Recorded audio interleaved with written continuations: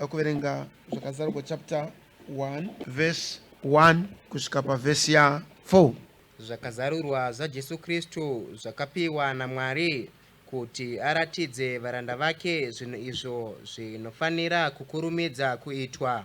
Akazvituma nomutumwa wake ndokuzvizivisa muranda wake Johani, wakapupurira shoko raMwari nezvokupupura kwaJesu Kristu, achireva zvose zvaakaona. Wakaropafadzwa uyo unorava navanonzwa mashoko okuprofita, vachichengeta zvakanyorwa imomo, nokuti nguva yava pedyo. Johani kukereke nomwe dziri paEzhia. Nyasha ngadzive nemi norugare zvinobva kuna iye uripo, wakanga aripo, nouchazovapo, nokune mweya minomwe iri pamberi pechigaro chake choushe, nokuna Jesu Kristu chapupu chakatendeka, dangwe kuvakafa, mubati wamadzishe enyika, kuna iye unotida akatisunungura pazvivi zvedu neropa rake, akatiita vatsvene navaprofita kuna Mwari naBaba vake. Kwaari ngakuve nekubwinya nesimba nokusingaperi-peri. Ameni. Tarirai, unouya namakore, meso ose achamuona, naivo vakamubaya, marudzi ose enyika achamuchema. Hono, ameni. Ndini Alfa na Omega, ndizvo zvinoreva Ishe Mwari, uripo, wakanga aripo, uripo, wakanga aripo, nouchazovapo, wamasimba ose. Ini Johani hama yenyu, mugowerani pamwe chete nemi pakutambudzika noushe nokutsungirira muna Jesu, ndakanga ndiri pachivi chinonzi Patimosi nokuda kweshoko raMwari nokupupura kwaJesu. Shivaropafadze kuverenga kweshoko ravo. Tigare pasi. Notenda Mwari, taverenga shoko raMwari. Denga nenyika zvichapfuura, asi shoko raMwari rinogara nokusingaperi. Ndo ratakadanirwa kwariri, ndo rakapiwa Yesu kuti tikwanise kurarama. Amen. Na ndada kuti maybe tingovona pfungwa iyi iri muna zvakazarurwa chapter 1 nebackground zvatakaona vhiki yapfuura pamusoro paJesu achiti mabasa andinoita ndiwo anondipupurira. Da kuti tingoona shoko raMwari kuti rinorevei kwatiri nenzira iri shoko kana rava kuratidzwa rabereka matiri kutenda, then tochirarama tova namabasa asingabvi pakuziva kwedu shoko, asingabvi pakuverenga shoko, asingabvi pakungoparidzirwa shoko, asi anobva pakutenda kwava matiri kwaunzwa neshoko raMwari. Amen. Bhaibheri rinotionesa kuti Mwari wakatidanira kwaari, kwete kuti tidzokorore kana titeverere kana titevedzere shoko rake sezvaanoritaura, asi kuti Mwari wakada kuti shoko rake rive nezvibereko matiri. Chinodiwa naMwari matiri harizi shoko rake asi zvibereko zveshoko. Muna Genesis Mwari wakataura neshoko rake akati nyika ngaimerese, zuva ngarivepo, mwedzi ngauvepo. Saka Mwari akanga asingangode nokuramba akangotsvaka nekuteverera shoko rake, akachienda kunotarira zvaitwa neshoko rake, ndo paakazoti zvakanaka. As much as shoko raMwari rakanaka, harireve chinhu kudakara ravunza, raratidza, ravonesa zvaratumirwa. Muprofita wakadzidzisa achiti muOld Testament kuvaJudha shoko raMwari kwavari rakanga risinganzwiki but raioneka. Amen. Nokuti pakutanga kwacho icho chinombonzi shoko mavonekere epfungwa yaMwari. Saka Mwari wakaratidza pfungwa yake mumutumbi weshoko inonzi logosia. Saka kana akuchitionesazve that logos unotipa isu chinhu chinoratidza pfungwa yake. Saka Mwari ochitaridza zvino kwatiri kuti tichibereka, tichiva nezvibereko zvinoonesa pfungwa yaMwari. Saka pataverenga pano tinoona kuti Johani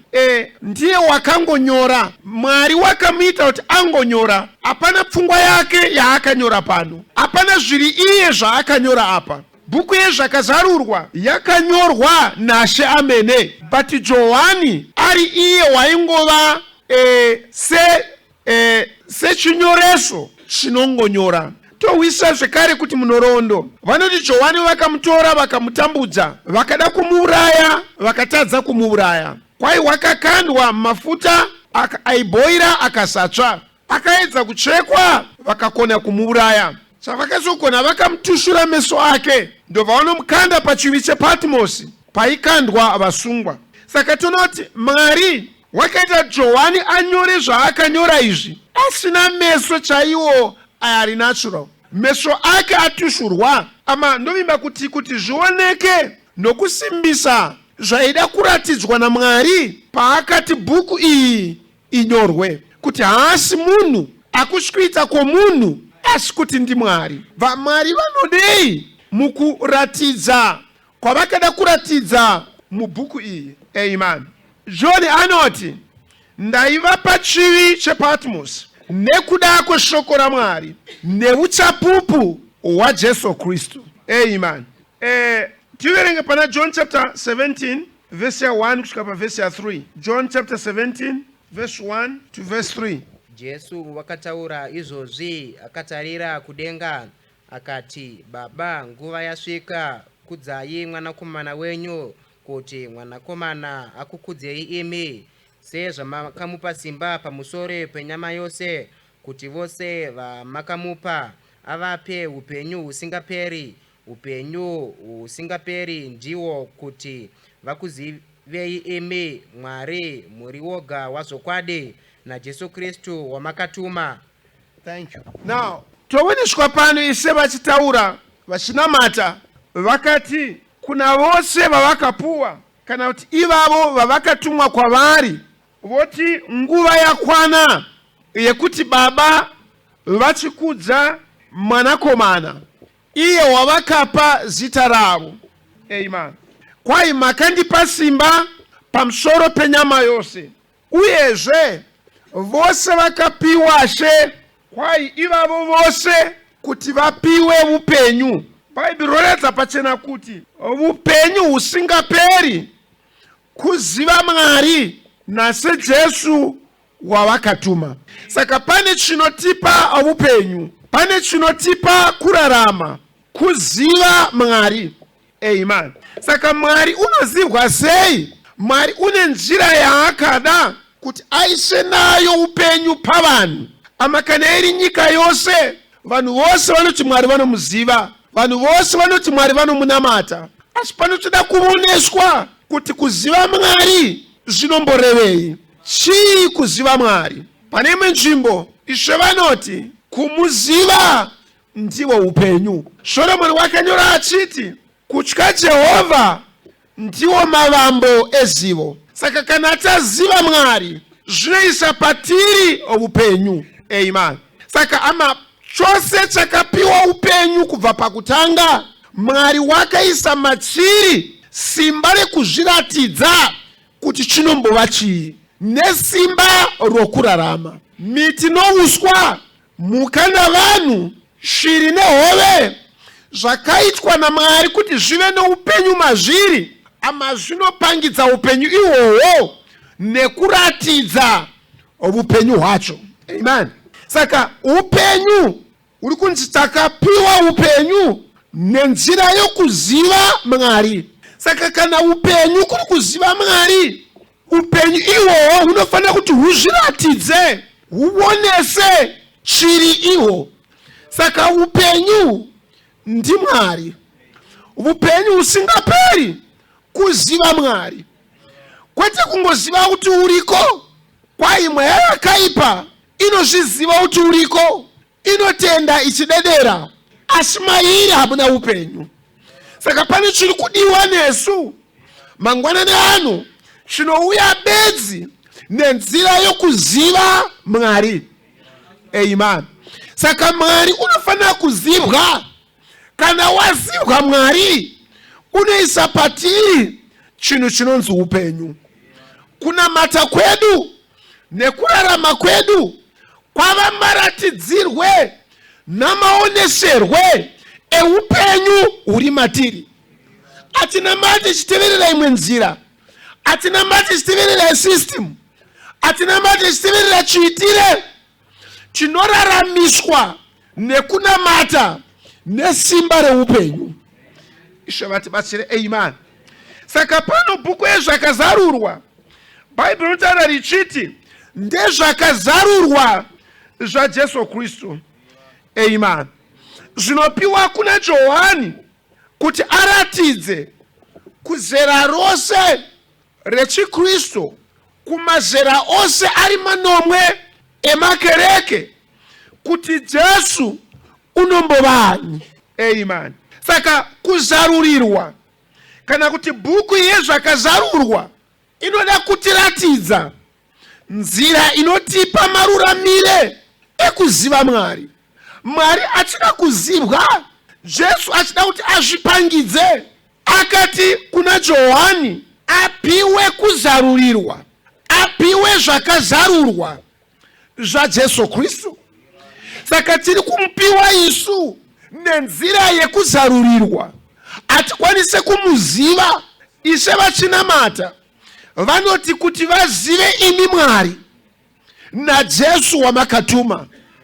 Panotoona zvino kuti Jesu wacho wakatumwa wava kuzarurwa kuti apangidzwe kukereke, kuti kereke izive kuti Jesu ndiani, kwete nenzira yekudzidziswa, kwete nenzira yekurayirwa, kwete nenzira yekufundiswa, asi nenzira yekuzarurirwa. Shevatibatsire. Amen. Pana Matiyo chapter 16 tikaverenga verse 18. Neni ndinoti kwauri, ndiwe Petro, pamusoro poruvaro urwu ndichavaka kereke yangu, masuo eHadesi haangaikunde. Thank you. Now, ise Jesu vachibvunza vanhu kuti ko vanhu vanoti ini ndinombovani. Vanhu vakataura zvavaiziva kubva pane zvavakaona. Vamwe vakati ndi Johani, vamwe vakati ndi Eliya, vamwe vakati ndi Isaya, Jeremiah, kana mumwe wavaprofita. Zvose izvozvo vanga vasingatauri zvisingabvi pakuziva kwavaiva nako nekuti vakanga vamuona. Tinowisana. Vakamuona vakati muprofita, vakamuona achichema vakati handi Jeremiah nekuti ndiye muprofita waichema. Vakamuona achimutsa vakafa vakati ndi Eliya nekuti Eliya waimutsa vakafa. Vakamuona achitsiura masanga nezuva rake vakati aiwa ndi Johani nekuti ndiye aitsiura masanga nezuva rake.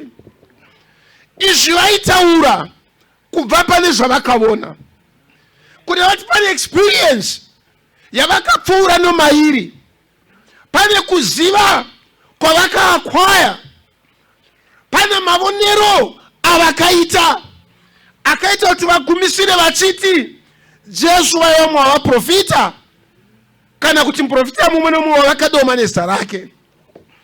But iso vakazoti ko imi munoti ndinani?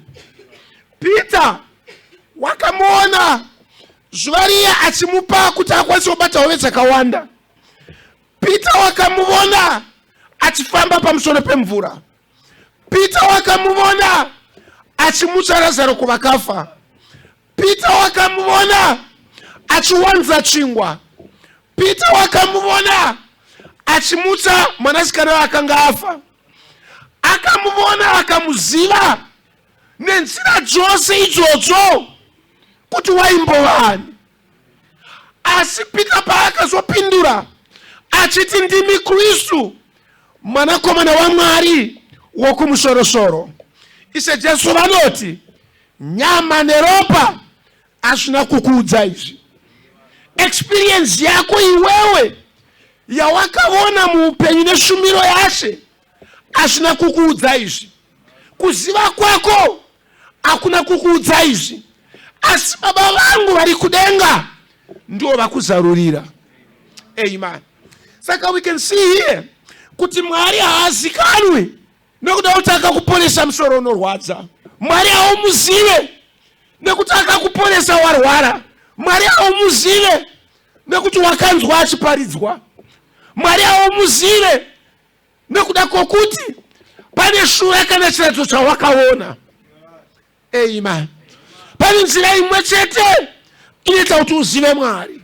Peter, wandiziva ini nokuti ndakakupa hove dzakawanda rimwe zuva, nekuti wakaona chiponesa vanorwara, nekuti wakaona chimu chavakafa, anzvo zvakarehwa naShe. Wandiziva iwe nekuti baba vangu vari kudenga vakuzarurira. Amen. Vaigara pamwe vachidya mundiro imwe, kuda vakanomboshiya same blanket, vakashiya same room, vakararama pamwe, vakashumira pamwe, but izvozvo hazvina kupa Peter kuti azive kuti Jesu ndiani. Zvakatora kuzarurirwa. Amen. Tinowisana amanoda musviko riri panyika kuti vanhu kuziva kwavo vanoda kukuisa pamakore avagara muchechi. Kuziva kwavo vada kukuenzanisa namaspoken word avakaverenga. Kuziva kwavo vada kukutora pauti vakambosangana nomuprofita. Kuziva kwavo vada kukutora pauti vane matepa akawanda. Bhaibheri panoriri kuti nyama neropa asina kukudza zvinhu izvi. Amen.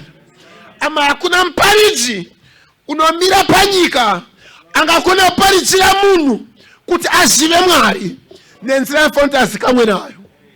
Amen. Ishe Jesu vakaparidzira Peter pati kuti azarurirwe kuti vaivani, asina kutora semoni yaIshe Jesu, zvakatora kuzarura kwaMwari wokumusoro kudenga. Amen.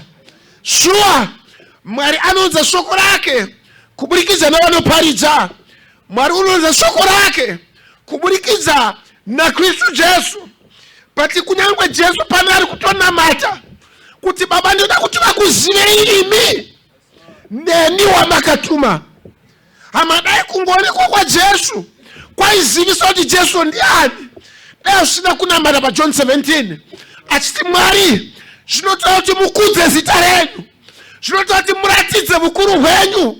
Saka ndi Mwari woga anotipa kuzarurirwa kwokuziva Mwari. Amen. Kwete kuti ndakaona muprofita like what they are doing now. Vada kugadzira Bhaibheri yakafanira Brother Branham, briefcase yakafanira Brother Branham, yeti yakafanira Brother Branham. Hama izvozvo hazvina zvazvinopa munhu, hazvizarure Jesu izvozvo. Amen. Kunyangwe ndikanomira pagomo paaiveri musi wakadzaka gore achitumwa kuti anopadza rusimbiso, hama izvozvo hazvindipe kuziva.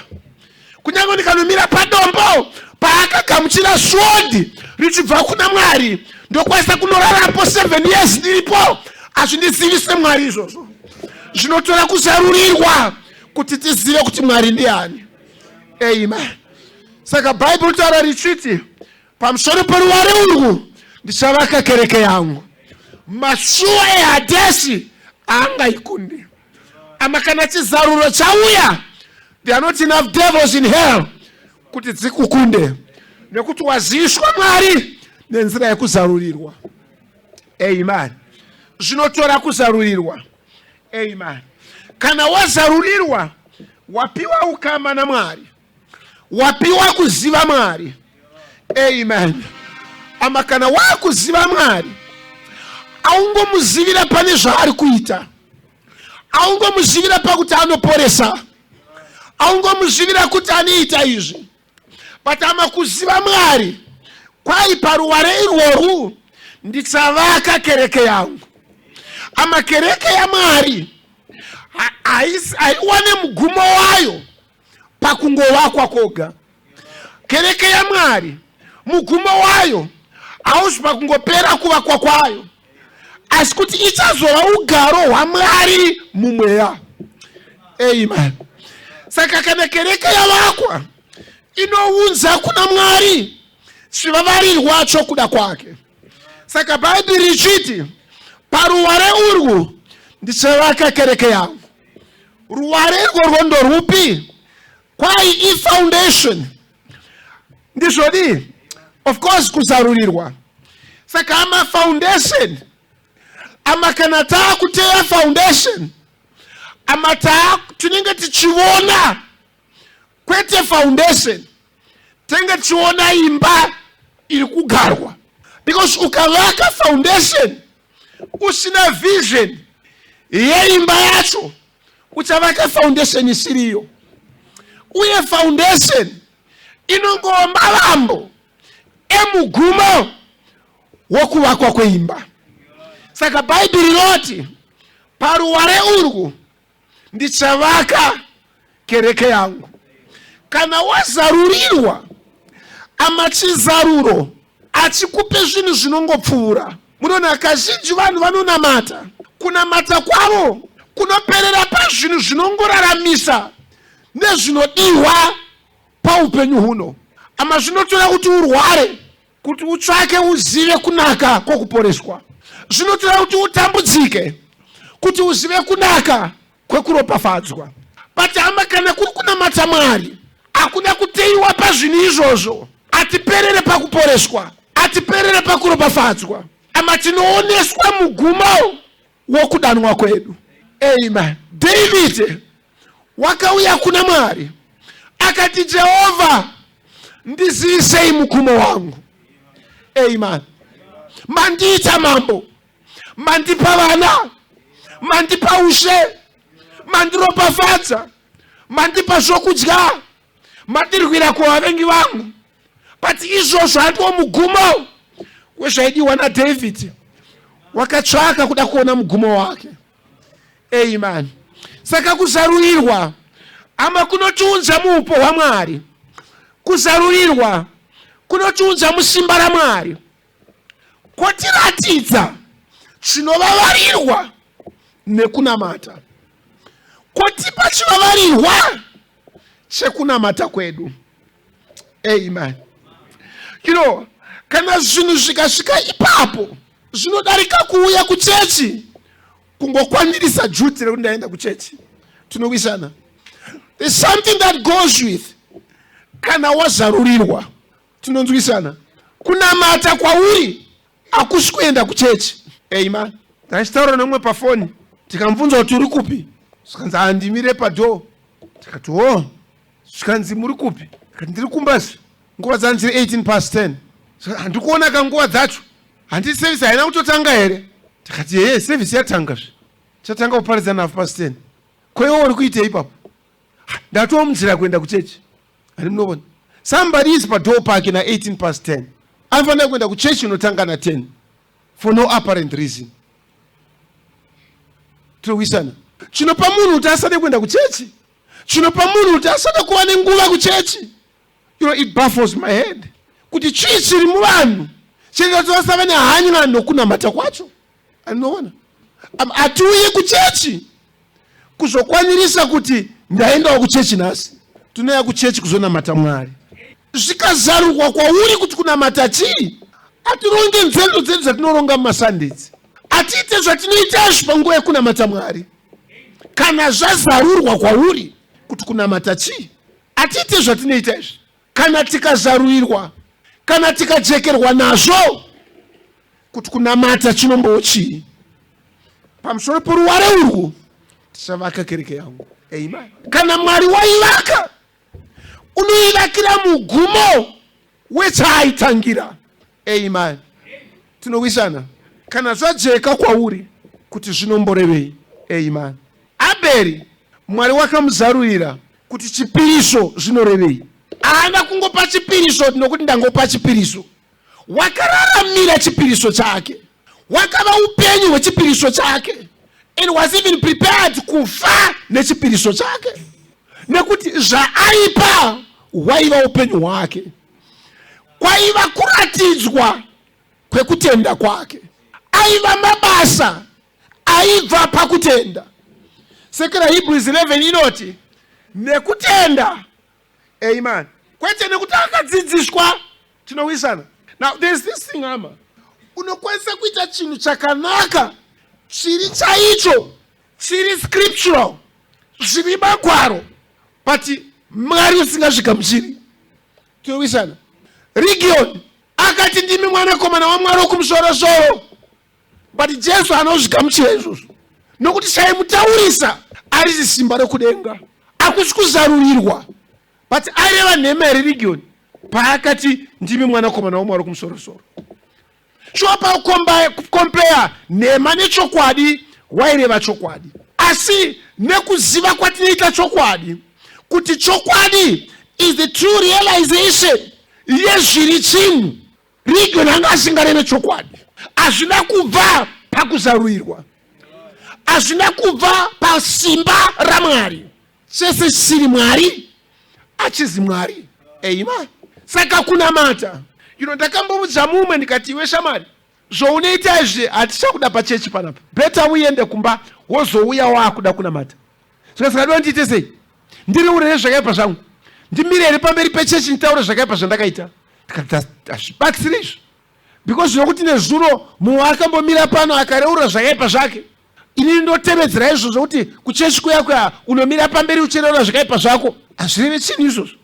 Amen. Sekerese Jesu wairambidza vamwe kumutevera. Amen. Peter vakamudza vachiti, uri kubata hove but chakuita mubati wevanhu, nditevere. Vakauya pana Matiyo achiteresa vanhu akati, siya izvozvo nditevere. Mumwe achibva auya akati, Ishe, after Jesu ati, uyai kwandiri mose makaneta makaremerwa, ndinokupai zororo. Mumwe achibva auya akati, ndoda kukuteverai. Zvikandidzokera. Mumwe achibva auya atione excuse, ndoda kukuteverai, asi regai ndimboviga baba vangu, zvikandisiya vakafa, viga vakafa vavo, iwe uya unditevere. But they say the same thing. Mumwe achopa an excuse futi, but Ishe akamuti nditevere. Ama kunamata Mwari kunobva pakuzarurirwa. Amen.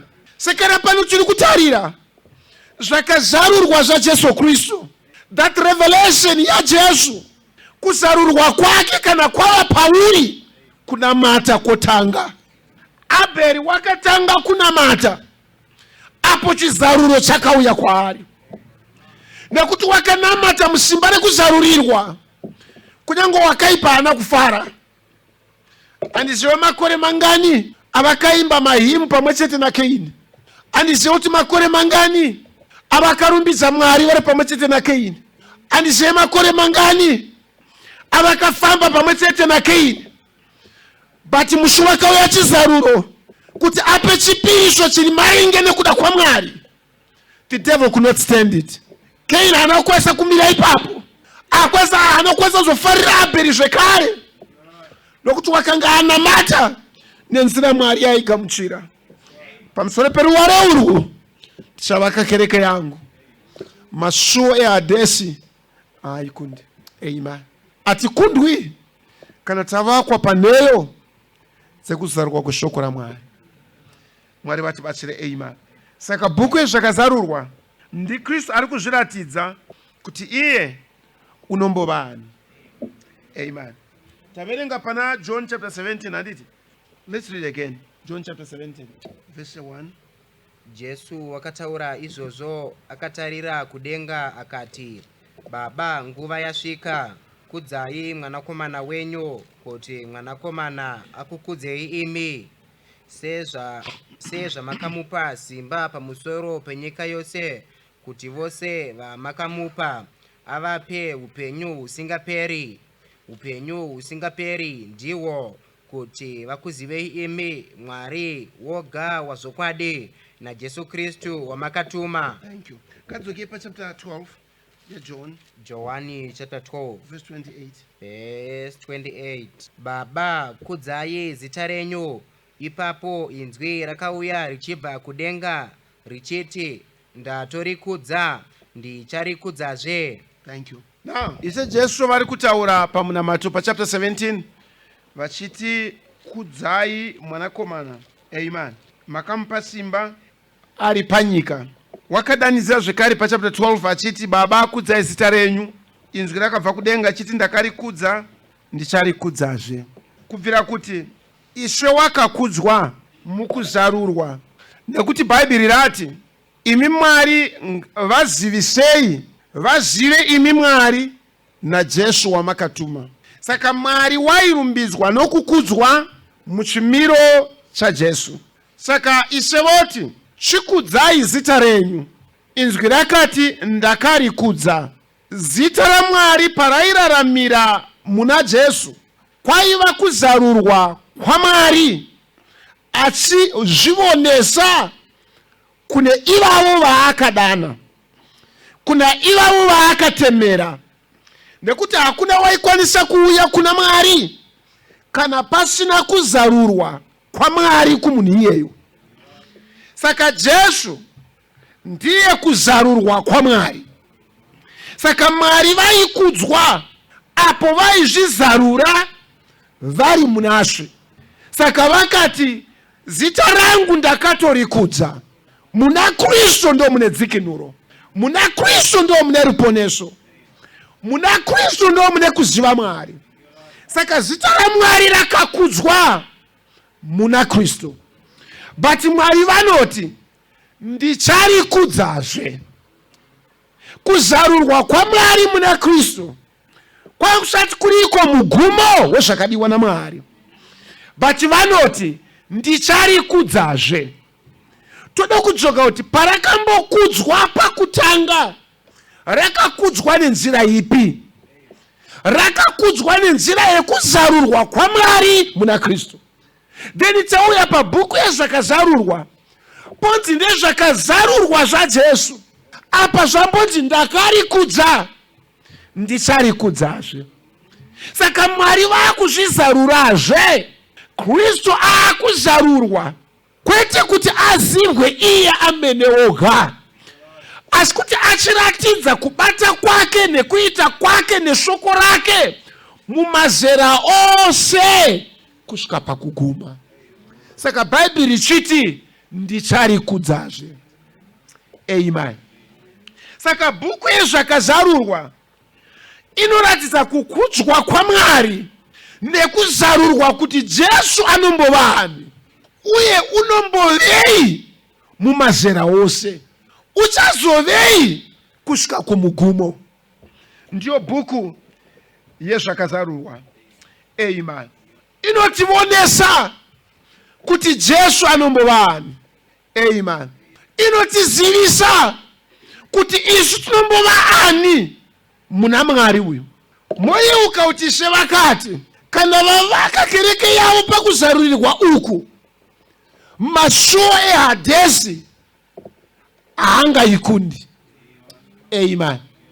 Saka kana kuvakwa kusingakundwi kuchiuya panheyo dzokuzarurirwa, zvoreva kuti wakaipa unofana kurwisa kuvakwa ikoko. Amen. Zvisati zvatomboitika, wakaipa unoda kurwisa kuti nheyo idzodzo dzishayike. Sekera paakaunza zvinamato, paakaunza masangano, wakaipa akabvisa vanhu panheyo dzokuzarurirwa. Vanhu vakavaka papfungwa dzavo, vakavaka padudziro yavo kuti Bhaibheri rinoti kudii. Saka wakaipa unorwisa that foundation. Amen.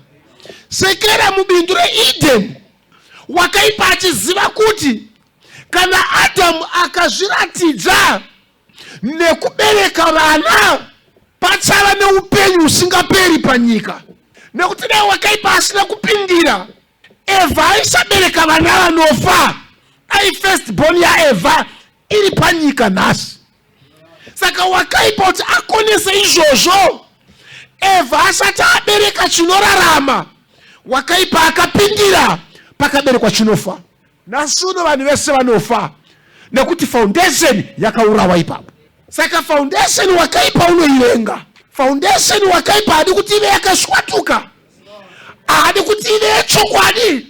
Saka bhuku yezvakazarurwa wakaipa unoivenga nekuti inoratidza simba raMwari mukereke yake, kuzivwa kwaMwari mukereke yake. Muprofita anoti nebhuku yaGenesis wakaipa unoivenga. Inotiudza kuti Satani ndiani, wakauya sei, unonyengera sei. Bhuku yezvakazarurwa yotiudza mugumo wake. Saka uchairwisa, unoirwisa, unoda kuirwisa. Bhuku yaGenesis nebhuku yezvakazarurwa wakaipa unoivenga. Mwari wokudenga vatibatsire. Amen. But bhuku yezvakazarurwa inotizivisa kuti Jesu unorarama, ndiyeyo zuro, nhasi nokusingaperi. Inotionesa kuti kunamatwa kwaMwari ovupenyu hunoratidzwa. Bhuku yezvakazarurwa inotizivisa kuti Mwari ndi Mwari, inotizivisa zurukuru wa Mwari, kuti Jesu ndiyeyo zuro nasi nokusingaperi. Inotizivisa kuti simba ra Mwari rinoramba richiratidzwa mukereke ya Mwari. Mubhuku ya The 7 Church Ages, mukaverenga pa page 15. Now remember this, Christ in the true church is a continuation of the book of Acts. But the book of Revelation shows how that the Antichrist spirit would come into the church and defile it and making it lukewarm, formal and powerless, revealing his works, the attempted destruction of God's people, and discrediting of God's word. It shows it right down to the time he is cast into the lake of fire. And he fights that. He cannot stand it. He knows that if the people get the true revelation of the true church, what she is, what she stands for, and that she can do greater works, she'll be an invincible army. If they get a true revelation of the true spirits within the framework of the Christian church and the Antichrist spirit, and by God's spirit discern and withstand the Antichrist spirit, Satan will be powerless. You will be as definitely thwarted today as when Christ withstood his every effort to gain power over him in the desert. Yes, Satan hates revelation, but we love it. With true revelation in our lives, the gates of hell cannot prevail against us, but will prevail over them. Amen. Amando zvinoreva kuzarurirwa kwatiri. Atijoine chechi, atingouya kuchechi, atingokwanirisa kuti nokuti nhasi Sunday, but chiripo chiri mukati muupenyu hwedu chinotsvaka nokusvivira Mwari, kuti Mwari ave Mwari kuupenyu hwedu, ave Mwari kukurarama kwedu. Shevatibatsire. Amen. Ama kana zvazarurwa kwauri, haugone kurarama uri kunze kweupo nokurarama kwemweya waMwari. Amen. Ndo zvinoreva chizarurwa. Amen. Now, saka bhuku yezvakazarurwa ama yakapiwa zita rakafanira kuti zvakazarurwa zvaJesu Kristu. The revelation of Jesus Christ. Kuzarurwa kwaJesu haisi bhuku as much as zvakanzi akaropafadzwa anonzwa neanorava mashoko akanyorwamo, ama hakusi kungonzwa kana kungorava. Amen. Asi kuti kupiwa, kuti chinhu chizikamwe, chichengeteke, saka chinhu chichinyorwa. Kunyora kuda kuchengeta record yechinhu chaitika kana kuti chinhu chizibwe. Kunyora kuedza kutumira mumwe kuti azive zviripo. Ndikanyore tsamba ndikuedza kuda kuratidza zviri pfungwa yangu. Towisana. Ama ndo purpose yekunyora. Asama kana tava kuunzwa kune chiri chokwadi chezvakanyorwa izvi, hatisi kuzvipiwa samaretera akangonyorwa. Tiri kuunzwa musimba romunyori, munharaunda dzomunyori, muupo hwemunyori, kuti kana tichiverenga izviro kwazvo tinowana kuziva kwacho nokuona kwacho pakuverenga.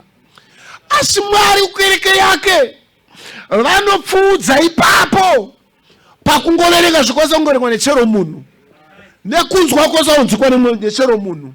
Vanotunza kusimba reupenyu wakaitwa chakanyorwa chinyorwe. Amen.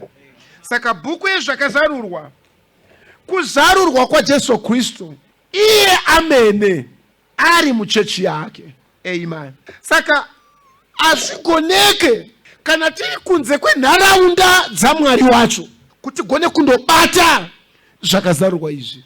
Nekuti kunyangwe Johani asida kunze angonyora, azvaingotoda kuziva kwake kuti agone kunyora. Andi munobona? Uyezve tikadzoka sure uko kuna mabasa, tinoona kuti John naPeter pavakabatwa vakarohwa musuya, vakanzverwa, vakaonekwa kuti vanga vasina kudzidza. But houni asina kudzidza wacho kunzi panonyora.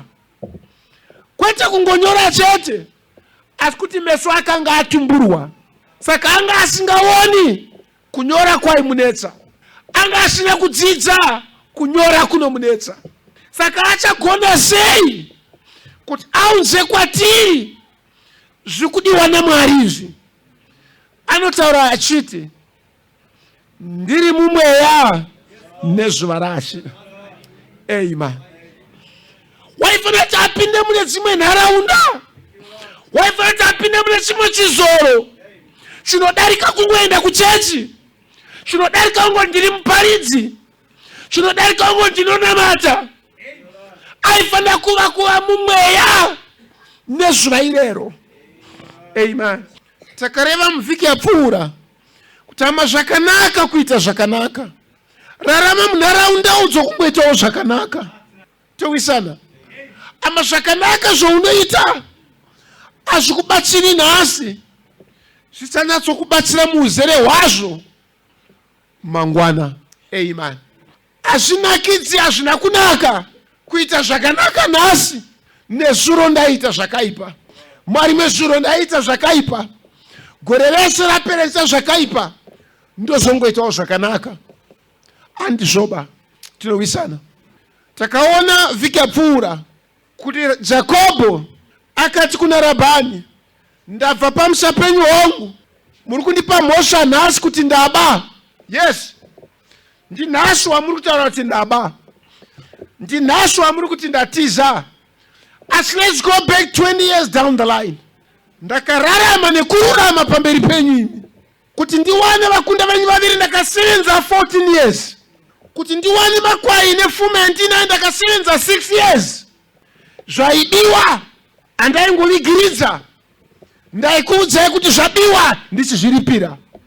Zvairumwa nezvikara ndaisina kuti ameno, ndaiuya ndichikuudzai ndichizviripira.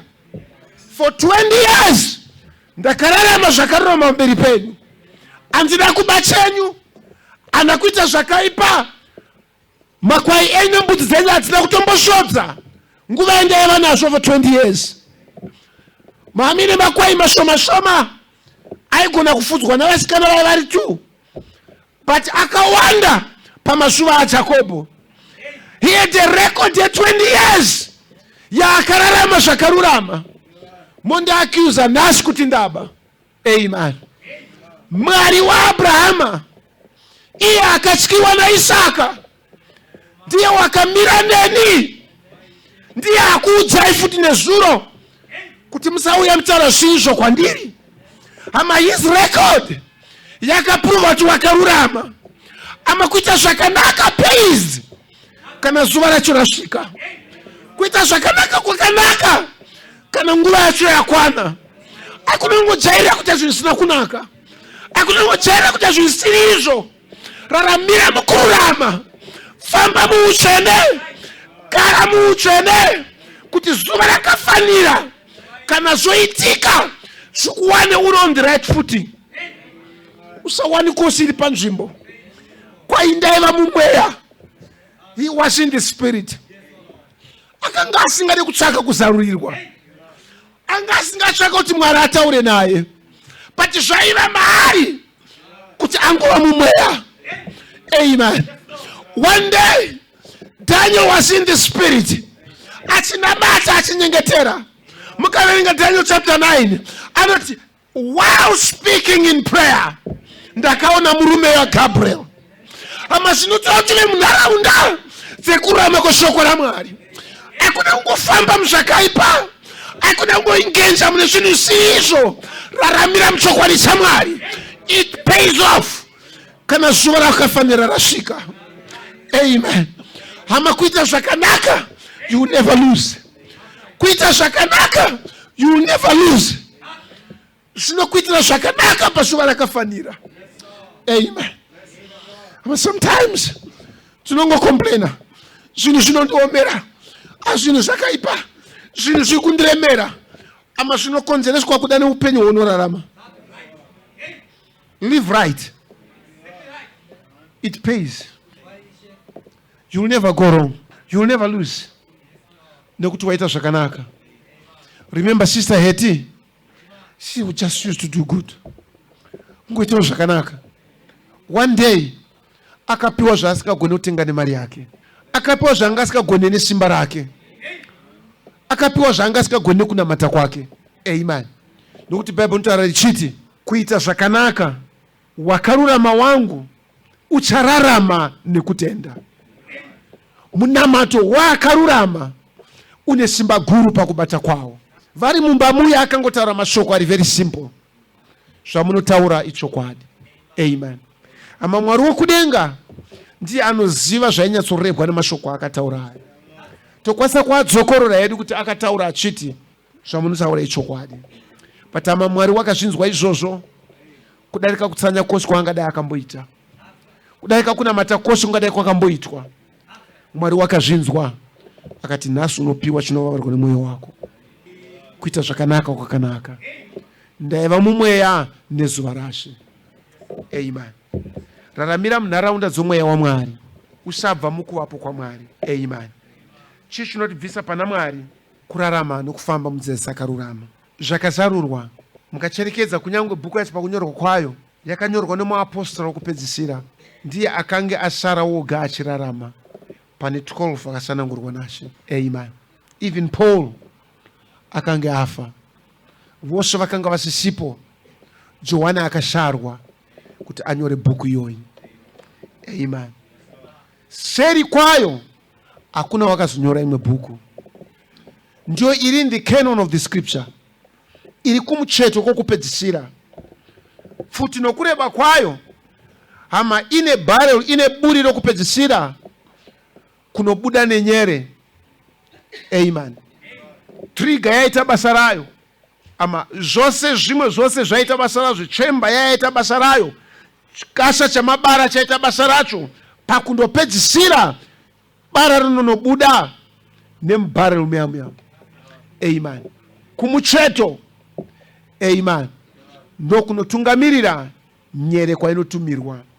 Bhuku yezvakazarurwa yakanyorwa kwokupedzisira kuti izivise kereke kuti inombovani. Mwari wakada kuzivisa zviri iye ukereke yake, kwete nenzira yekudzidziswa, kwete nenzira yekuparidzirwa, asi nenzira yekuzarurwa kwaMwari mune munhu mumwe nemumwe, kuti kunamata kwedu kusangova patsika dzavanhu, kusangova pakudzidzisa kwavanhu, asi kuve pakusonganiswa naMwari. Ama kuparidza kwakanaka chose, asi mapeposi ekuparidza ndiye kutiunza kuna Mwari. Amen. Kuti tisongane naye, ave mubati woupenyu hwedu, ave ndiye unotipa chakafanira. Saka Bhaibheri rinoti akaropafadzwa anonzwa mashoko ekuprofita kwebhuku iyi, nekuti nguva yava pedyo. Nguva yava pedyo. Kana Mwari vakutivonesa zviri mugumo wemavambo avo, ama nguva yava pedyo. Mwari havazviratidzi koga kana vakuda kukwanirisa chavakada. Abraham, Mwari vakauya kwaari ava kumucheto woupenyu hwake. He was 75. Asari kuna about 25 years dzekurarama. Mwari vakauya kwaari dzekuraramira kukwanirisa chaakadanirwa at 75 rather. Akazopiwa chaakadanirwa ane 100 years. Towisana. Wava kumucheto wokuraramira chivavarwa chokuda kwa Mwari kwaari. Saka kana Mwari vakuzvizarura, kana Mwari vakuonesa chikonzero chokudana kwavo, ama nguva yava pedyo. Hatina nguva yakareba yekurarama panyika, She unobuya. Sekera Paulo wakati Ishe unobuya. Kana paine munhu asingadeshe Jesu Kristu, ngavo wakatukwa. Mwari vanounza shoko ravo musizini yaro. Mwari vakauya kuna Mozisi musizini yeshoko ravo. Pavakazvizarura kuna Mozisi, nguva yakanga yakwana. Vakati ndini Mwari wakanamatwa naAbrahama, but anga asingandizivi nezita iri rekudzikinura iri. Aisafanira kuziva zita iri raisabatsira panguva iyoyo. But nhasi ndarizarura kwauri, nekuti nguva yachipikirwa yakwana. Ndakukuzivisa. God revealed his name. Even back yonder kuna Abraham, akauya kuna Abraham akati usatya iwe, ndini wamasimba ose. ndini El Shaddai, the breasted one. Akazvizarura kuna Abrahamu nekuti nguva yakanga yava pedyo. Amen. Kana Mwari wozvizarura kwatiri, nguva yava pedyo nekuti vachikwanirisa chavakada pamusoro poupenyu nokurarama kwedu. NdiMwari vanotidana. Paul akadaidzwa aende kuvaHedheni nekuti nguva yakanga yakwana. Aifanira kuti aende kuvaHedheni nekuti nguva yekuuya kwavo yakanga yakwana. Ishe Jesu ari panyika akaudza vadzidzi vake, musaende nenzira dzavaHedheni, endai kuvaIsraeri. But nguva yakati yakwana yekuti Kristu achizarurwa. Romans 15:8 inoti iyeyo akauya akava mushumiri wedzingiso kuti aratidze zvokwadi yaMwari kuti vaHedheni vanamate Mwari.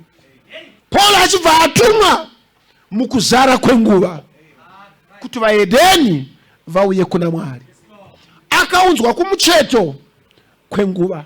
Muprofita anoti kuzera raEfeso nhume yakauya kumucheto wezera. Pavakazarurirwa kuti zvimudhori zvamunonamata hasi Mwari, vakapiwa kuzarurirwa kwokuziva kuti Jesu ndiani. Ama zvakaitika nekuti nguva yakanga yakwana.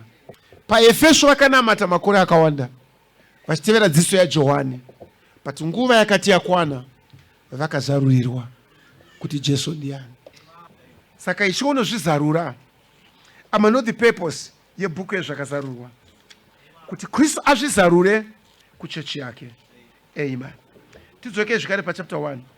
Tingaverenga vhesi ya4 kusvika pavhesi ya6. Johani kukereke nomwe dziri paAsia, nyasha ngadzive nemi norugare zvinobva kuna iye uripo, wakanga aripo neuchazovapo, nokune mweya minomwe iri pamberi pechigaro chake chovushe, nokuna Jesu Kristu chapupu chakatendeka, dangwe kuvakafa, mubati wamadzise enyika, kuna iye unotida akatisunungura pazvivi zvedu neropa rake, akatiita ushe navaprofita kuna Mwari Baba vake. Kwaari ngakuve kubwinya nesimba nokusingaperi. Ameni. Amen. Praise the Lord. Yainokwaziso inotaurwa naJohani wamboreva achiti, vakaropafadzwa vanoverenga navanonzwa mashoko eprofita kubhuku iyi nokuchengeta zvakanyorwa mairi, nekuda kwokuti nguva yava pedyo. Saka pano tinovoneswa Johani ari kunyorera kukereke nomwe dziri paAsia. Amen. Unoti nyasha ngadzive kwamuri nerugare zvinobva kuna iye waivapo, uripo nouchazovapo.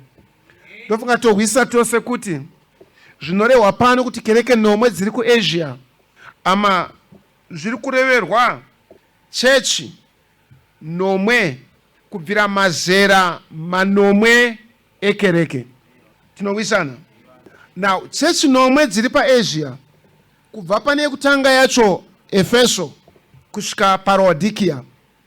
Mukatarisa pamepu, machechi ose iwayo ari mune yainzi Asia Minor, nzvimbo dzakapoteredza kunana Iraq, Iran nenzvimbo dzakadaro.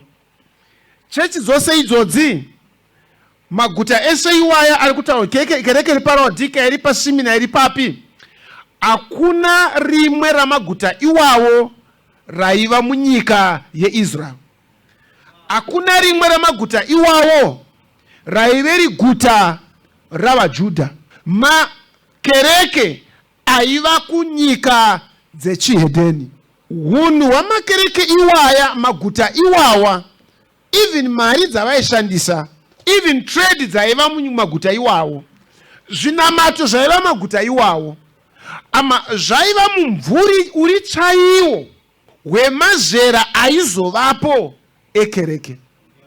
Saka zviri kunzi panonyorera kukereke nomwe dziri paAsia, hongu maguta iwaya nekereke idzodzi dzaitovako, asi dzaiva nehunhu nomuitire nomunamatire wakanga uri mumvuri chaiwo iwo wemazera ekereke aizovapo vaHedheni.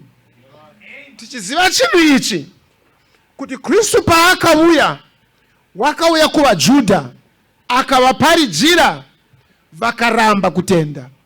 Ndizvodi? Vakapedzisira vakamuuraya. Asi Ishe wakafa achinyengetera varegererei nokuti havazivi chavanoita. Chakaita kuti vaJudha vamurambe, chakaita kuti vaJudha vamuuraye, vakanga vasingazivi. Even pazuva rePentecosta, Peter akaparidza achiti, zvinhu izvi makazviita mukusaziva pamwe navabati venyu. Ndizvodi? Saka vakazviita mukusaziva. Sei vakanga vasingazivi?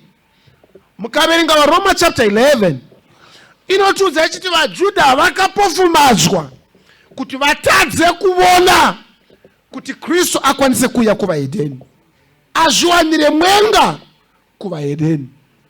Joseph wakapuwa kune hama dzake, vakamuramba, vakamutengesa nemari yakada kuenzana nemari yakatengeswa Jesu naJudasi Iskarioti. Hama dzake dzakamuvenga, but baba vaimuda. Ishe Jesu hama dzake dzakamuvenga, but wakareva achiti baba vanondida. Joseph vamutengesa, akandopomerwa mhaka yaasina kuita, zvikamendesa mujeri. Jesu atengeswa nehama dzake, wakapomerwa mhaka yaasina kuita, vakamisa pamuchinjikwa. Joseph ari mujeri, mai vana vaviri vakanga vapara mhaka, varanda vaFarao vakandwa mujeri, vachifanira kuti vaurawe. Vachimirira zuva rokuurawa kwavo, Joseph akakandwa mujeri. Vari imomo vari vaviri vakarota hope. Joseph akavadudzira kuti hope dzawarota mumazuva matatu anotevera uchabudiswa mujeri muno ukadzoserwa pabasa rako. Iwe mazuva matatu anotevera uchabudiswa mujeri muno wondourawa. Zvikaitika saizvozvo. Jesu ari pamuchinjikwa muprison house yake, paiva nembavha mbiri dzaakaroverwa nadzo. Mumwe akanzi naShe, nhasi ndoti kwauri uchava neni muparadiso rababa vangu. Mumwe akarashwa akaenda kugehena. Joseph paakapiwa kuhama dzake nechipo chaakapiwa naMwari, aifanira kuraramisa hama dzake, nekuti amadhirauti iya yakaitika iya yaifanira kuzikamwa nehama dzake, nekuti Joseph ndiye akaziviswa naMwari kuti kuchaita drought. Is that right? But hama dzake dzamutengesa, ndiani akabenefita? Vanhu vekuIjipita, vaHedheni ndio vakabenefita. Ari ikoko ndio kwaakaona mwenga wake, mudzimai wake wechiHedheni. Is that right? Saka Kristu wakarambwa navaJudha, ndobva aenda kuvaHedheni. Ari kuvaHedheni ndio kwaachawana mwenga wake, iyo chechi yake. Sekera bhuku yezvakazarurwa iri kuzarura kuti Jesu ndiani kwatiri. Hama Jesu unorevei kwatiri? Kwatiri haasi mwana waMaria, kwatiri mudzikinuri, kwatiri haasi rushiye runoberekwa every Christmas, kwatiri ndiye chikomba. Takatarisira kwaari, kuuya kwake iropafadzo yedu. Saka Jesu ari kuzvizarura kuti aonese kuti iye unombova ani kwatiri. Sekera tichipiwa bhuku yezvakazarurwa. Saka zvakazarurwa zviri kutumirwa kukereke nomwe dziri paAsia. Sei zviri kutumirwa? Nekuti nguva yava pedyo. Mwari wotumira chiedza munguva yakafanira. It's right in due season. Nguva yakatemerwa. VaJudha varamba, zvakazarurwa zvino zvobuya kwatiri panguva yakafanira. Tambore tikati kuna Moses zvakauya in due season. Jesu haana kuuya 2 days too early, akauya in due season. Zvino nhasi tava kuratidzwa zvakazarurwa zvaJesu Kristu nekuti tava kumugumo. Mwari vatibatsire. Amen. Saka kereke nomwe zviri paAsia zvinomirira makereke manomwe mazera amakereke. Amen. Ndizvodi. Praise be to God. Now, zvinotizivisa. Let's just go back. Tingoverenga zvakazarurwa uya pataverenga. Kereke nomwe dziri kukwaziswa. Amen. Ndio kwasho iri pano. Verenga verse 45. Johani kukereke nomwe dziri paAsia, nyasha ngadzive nemi norugare zvinobva kuna iye uripo, wakanga aripo nouchazovapo, nokune mweya minomwe iri pamberi pechigaro chake chovushe, nokuna Jesu Kristu chapupu chakatendeka, dangwe kuvakafa, mubati wamadzishe enyika, kuna iye unotida akatisunungura pazvivi zvedu neropa rake. Thank you. Now, kwaiso pano iri kunzi kubva kuna iye. Amen. Nekumweya minomwe iri pamberi pechigaro chaMwari. Now, mweya minomwe azvirevi kune mweya 7 iriko kudenga. But mweya waMwari mumweyo uri kubata uri mumazera ari 7. Mweya waMwari mumazera ari 7. Panguva imwe neimwe Mwari achizviratidza nomweya mumwe chete iwoyo chaari kuda kuzera irero. Uyezve unoti na iye wakatisunungura uyu kwai Jesu Kristu ari chapupu chakatendeka, iye dangwe kuna vakamuka kuvakafa. Saka tiri kuradzwa pano nebhuku yazvayazarurwa kuti Jesu wacho anombova ani kwatiri, ari kuzarurwa kwatiri. Remember, kwai Ishe anoti ratidzai kubwinya kwenyu, vazivisei imi kuti ndimi Mwari wezvokwadi uye Jesu ndimi akamutuma. Saka chiripo hama pakuzarurwa kwaJesu kwatiri kuti timuzive kuti anombovani, nekuti vamwe vakati ndi Johani, vamwe vakati ndi Eliya, vamwe vakati ndoyoyo. Pati panochida kuzarurirwa kuti Jesu anombovani. Vamwe vakamutora vakamuita kamwana kadiki kari mumaoko maMaria, vogadzira chimupunzo chakadaro chavanoturika mumachechi mavo, chimwe vanochifambisa mudzimba dzavo. Kudakara vakati anotinzwira tsitsi ndi Maria nekuti ndiye akabereka Jesu. Kwavari Jesu anotonzwawo zvine zvataurwa naMaria. Pati Jesu ari kuchizarura kwatiri kuti anombovani kwatiri. Unomborevei kwatiri Ishe uyu? Ndiani kwatiri Jesu uyu? Kwai ndiye akatisunungura kubva kuzvivi zvedu. Ndiye Ishe wamadzishe. Ndiye waivapo, uripo, nouchazovapo. Ndiani Jesu kwatiri? Matthew chapter 1 verse 18. Kuberekwa kwa Jesu Kristu kwaiva kudai. Maria mai vake wakati anyengwa na Josefa vasati vasungana, wakaonekwa ava nemimba nomweya mutsvene. Amen. Kuberekwa kwa Jesu kwaiva kudai. Wanga asiri mwana wa Joseph, zvanzi Maria wakaonekwa wava nemimba nokuda kwesimba, nokuda kwechizoro, nokuda kwokubata kwomweya mutsvene. Saka Jesu wakaberekwa nokuda kwemweya mutsvene. Amen. Saka now we can say baba vake ndi mweya mutsvene. Is that right? Ndozvitaurwa naMatiyo pano kuti waiva nemimba nesimba romweya mutsvene. Maria achibvunza zvichava seiko kwandiri nokuti handisandagara naJoseph.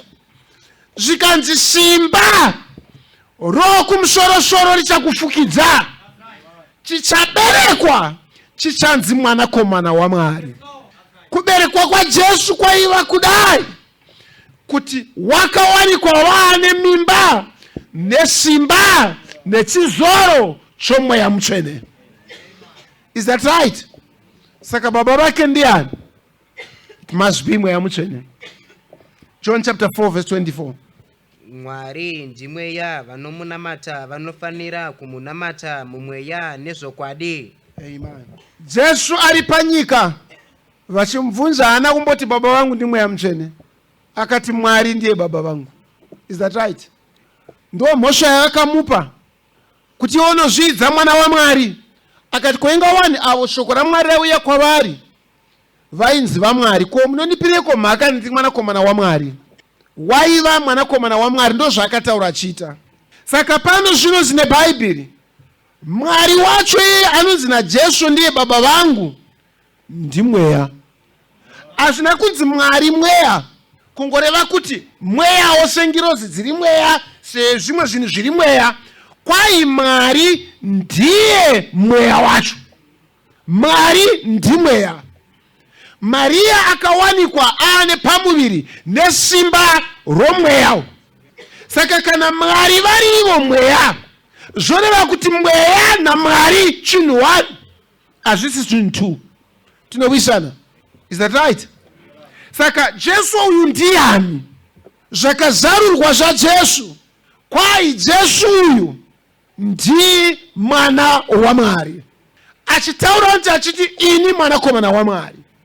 Bhaibheri ratudza achiti Mwari iyeyo ndi mweya. Amen. Shevatibatsire. Timoteo kutanga chapter 3 verse 16. Kuna ungaramba kuti chakavanzika chokunamata chikuru kwazvo, chokuti iye wakaratidzwa panyama, wakaruramiswa pamweya, wakaonekwa navatumwa, wakaparidzwa pakati pavahedheni, wakatendwa panyika, wakakwidzwa mukubwinya. Thank you. Bible rechirumbi rinoti, and without controversy, great is the mystery of godliness. God was manifest in the flesh. Hakuna ungaramba chakavanzika chokunamata chikuru ichi, chokuti Mwari wakaratidzwa munyama. Wakaratidzwa rini munyama? John chapter 16 verse 27. Nokuti baba vamene vanokudai, nokuti makandida ini makatenda kuti ini ndakabva kuna baba. Ndakabva kuna baba ndikavuya panyika, ndinobvazve panyika ndichienda kuna baba. Amen. Ishe unoti ndakabva kuna baba, ndinodzokerazve kuna baba. Aiva kuna baba, akavuya panyika. Chii chakaratidzwa panyika? Kwai hakuna ungaramba chakavanzika chokunamata chekuti Mwari akaratidzwa panyika. Is that right? Saka ndiani wakabva kuna baba? Ndiani unodzokera kuna baba? Kwai nashe ndakabva kuna baba. John chapter 1 yoti, pakutanga shoko rakanga riripo. Shoko rakanga riri kuna Mwari. Shoko rakanga riri Mwari. Shoko irero verse 14 rakazova nyama rikagara pakati pedu. Saka chakaratidzwa munyama chii? Ishoko rakaratidzwa munyama. Hakuna ungaramba chakavanzika ichi chekuti Mwari wakaratidzwa munyama. Rini? Apo shoko rakava nyama rikagara pakati pedu. Raimbovei? Raimbova shoko. Saka Sheva chiti ndaiva kuna Mwari.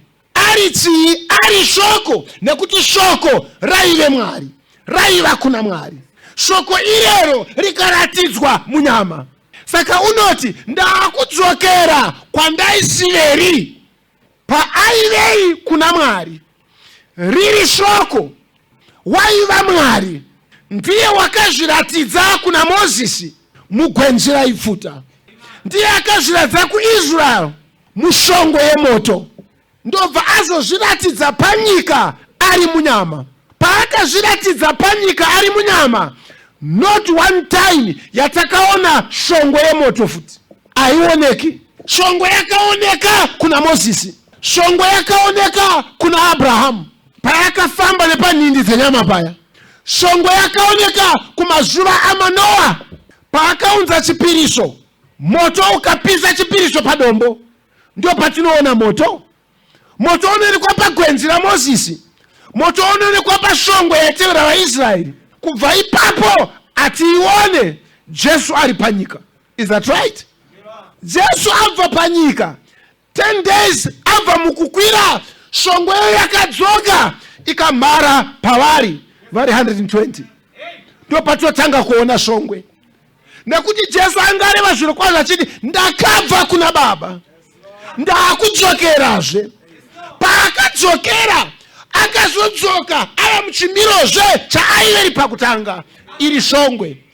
Pauro achienda Dhamasiko ndo paakasangana neshongweyo zvekare, ikamurovera pasi ikamupofomadza meso.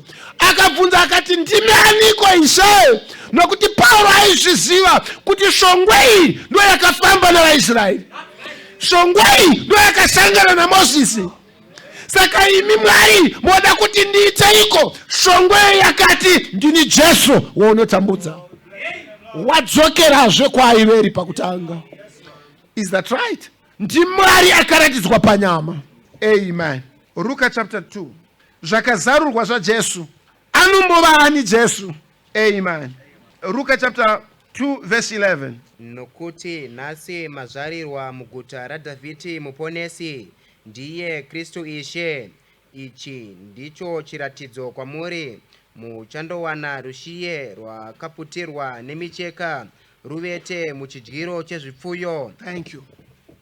Nhasi muguta raDhavhidhi, amen, mazvarwa muponesi anova ndiye Kristu Ishe. Shoko rakazova nyama. Ama Mweya Mutsvene wakaumba mutumbi usina kubva kuna baba namai. Toziva tose isu tiri zenga rababa namai, but musi uyu pakaberekwa chisina kubva kuna mai. Jesu haana chiri Maria maari. Tinowisana?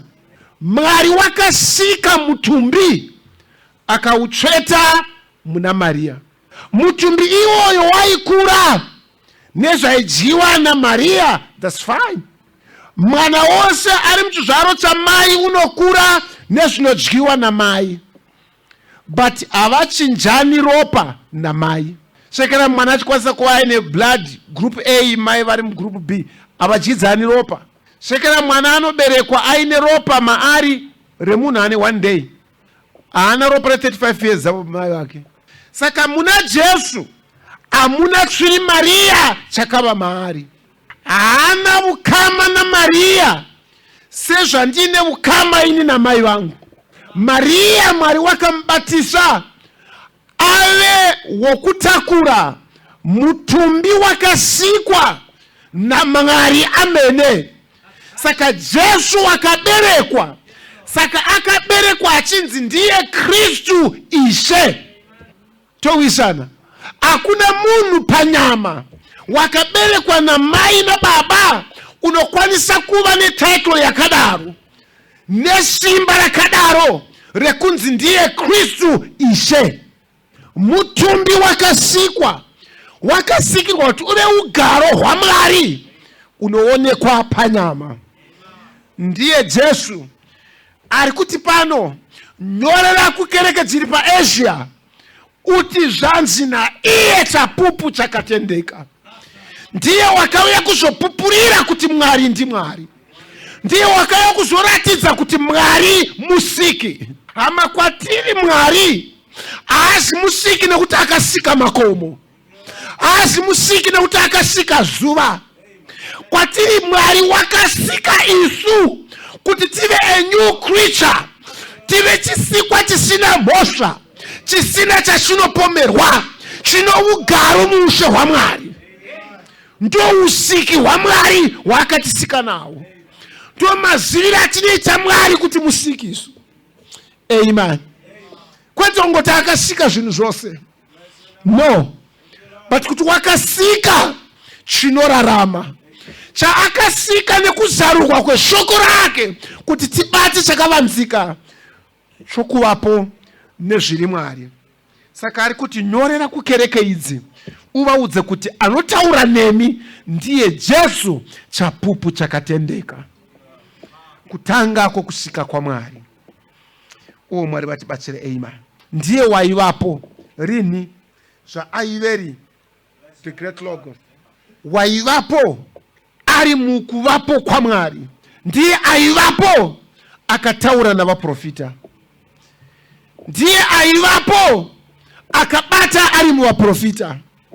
Kwai iye uripo, amen. Aripo sei? Semweya mutsvene achibata ari muchechi yake. Ndiye Jesu watinonamata. Ndiye waivapo, aivapo ari muvaprofita, wakabata ari muvaprofita. Ndiye uripo, aripo iko zvino. Bhaibheri ndudza richiti ari muupo hwaMwari. Ndiye muprofita unokwanisa kubatwa neutera hwedu.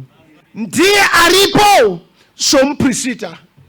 Mune zvakazarurwa zvinonzi iye ari kuuya nemakore, ari kuuya ari mumakore.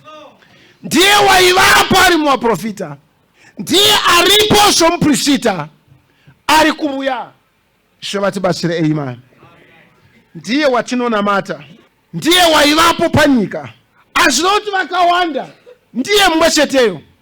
Kunyangwe tami akanga ari panyika, akanga ari gwayana raMwari rinobvisa zvivi zvenyika, akanga ari mwanakomana waMwari waiparidza shoko, akanga ari muprofita waireverera vanhu. Vakanga vasiri vatatu, aingova mumwe. Ndiye unouya, ndiye waivapo, amen. Ishe vatibatsire, amen. Ndiye uripo, ndiye watinonamata. Zvakazarurwa zvaIshe Jesu Kristu zvaakapa kuna Johani kuti azvipe kukereke nomwe dziri paAsia. Ama ndiye Mwari watinonamata. Ama kana chipabatidzwa muzita raJesu akusingopabatidzwa ndo zvinotaurwa nechechi yedu, ama zvine zvazvinoreva, amen. Kana chiti Jesu ndiye Ishe, atingorevera kungotaura, asi kuno kuti ndo zvaari. Kwatiri ndiye mudzikinuri, kwatiri ndiye Mwari, kwatiri ndiro shoko raivapo, riripo. Ndiye Ishe watinonamata.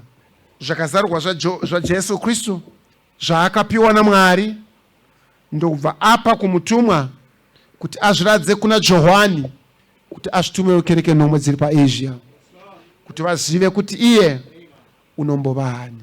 Ndiye akatipa tiwane chiri chaicho chairehwa nemimvuri yose, tisu the true creation, kusika kwa Mwari chaiko. Tichararama nokusingaperi nekuti tikuratidzwa kwezviri Mwari musimba roumwari wake. Mwari vatibatsire, amen.